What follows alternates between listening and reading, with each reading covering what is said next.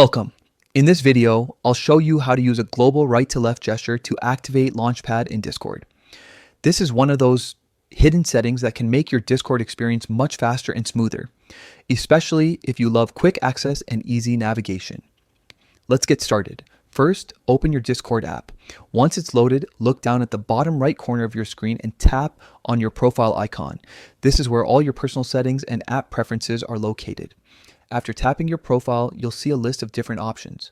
Go ahead and tap on the settings icon. It's the gear-shaped symbol that lets you dig into all the deeper customization features inside Discord. Now, scroll down until you find the section labeled Advanced. Tap on it. This section holds a few powerful options that many users overlook, but these are exactly the ones that help improve how you interact with the app. Once you're in the Advanced section, scroll down again until you see the Launchpad area. Under Launchpad, you'll notice a few choices for how it can be activated. Here's where the fun begins. Choose full screen gesture. This enables a global right to left gesture as a shortcut to open the Launchpad instantly, no matter where you are within Discord. It's a small setting with a big impact, letting you swipe across your screen to open essential tools without tapping through menus.